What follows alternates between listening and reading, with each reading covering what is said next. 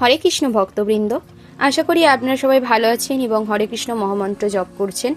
যদি হরে কৃষ্ণ মহামন্ত্র জপ না করে থাকে তাহলে চলুন একবার আমার সঙ্গে হরে কৃষ্ণ মহামন্ত্রে জপ করে নিন। হরে কৃষ্ণ কৃষ্ণ কৃষ্ণ হরে হরে, হরে রাম রাম রাম হরে হরে। হরে কৃষ্ণ ভক্তবৃন্দ, তাহলে চলুন আজকে ভিডিওটা তাহলে শুরু করা যায়। ওম নমো ভগবতে বাসুদেবায়। ওম নমো ভগবতে বাসুদেবায়। ওম নমো ভগবতে বাসুদেবায়। শ্রীমদ্ ভগবদ গীতা তৃতীয় অধ্যায় কর্মযোগ, শ্লোক নম্বর 21।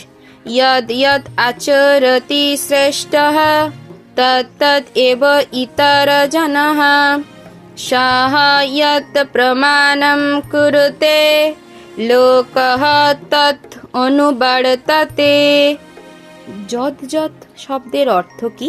মানে যে যে ভাবে, আচরতি আচরণ করেন, শ্রেষ্ঠ শ্রেষ্ঠ ব্যক্তি, তৎ তৎ সেইভাবেই, এব অবশ্যই, ইতর মানে সাধারণ, জনহ মানুষ, সহ তিনি, যৎ যা, প্রমাণম প্রমাণস্বরূপ, কুরুতে স্বীকার করেন, লোকহ সমগ্র পৃথিবী, তৎ তা অনুবর্ততে অনুসরণ করেন। অর্থাৎ শ্রেষ্ঠ ব্যক্তি যেভাবে আচরণ করেন সাধারণ মানুষেরা তার অনুসরণ করে, তিনি যা প্রমাণ বলে স্বীকার করেন সমগ্র পৃথিবী তারই অনুগমন করে।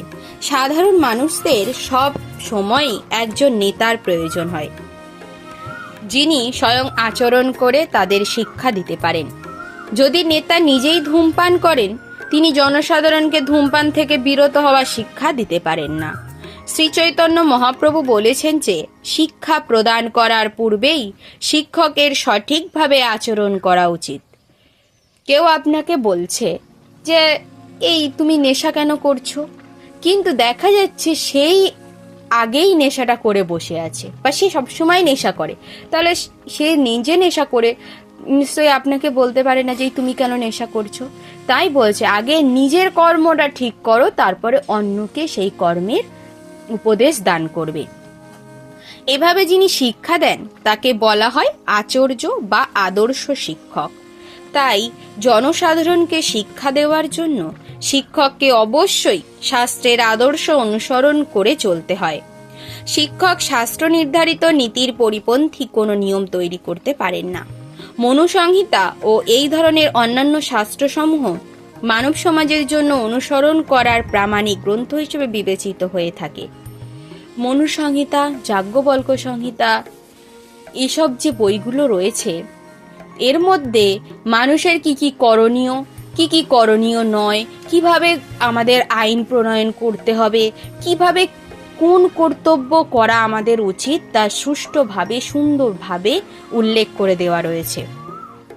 তাই নেতাদের শিক্ষা এই ধরনের আদর্শ শাস্ত্রের শিক্ষার উপর ভিত্তি করেই হওয়া উচিত।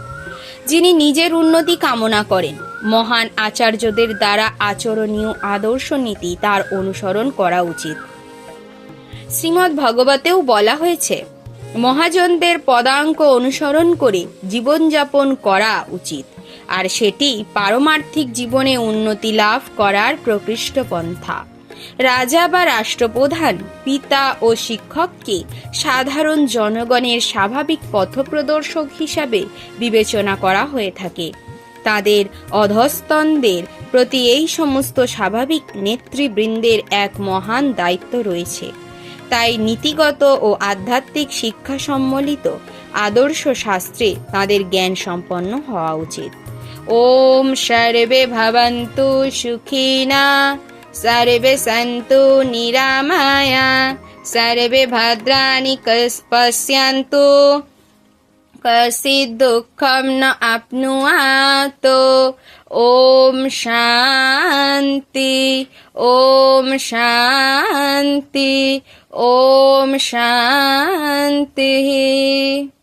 হরে কৃষ্ণ ভক্তবৃন্দ, ভিডিওটি যদি ভালো লেগে থাকে তবে অবশ্যই একটা লাইক করে দেবেন এবং চ্যানেলটিকে সাবস্ক্রাইব করে রাখবেন যাতে আমার ভিডিও আপনাদের কাছে সবার আগে পৌঁছে যায়। হরে কৃষ্ণ।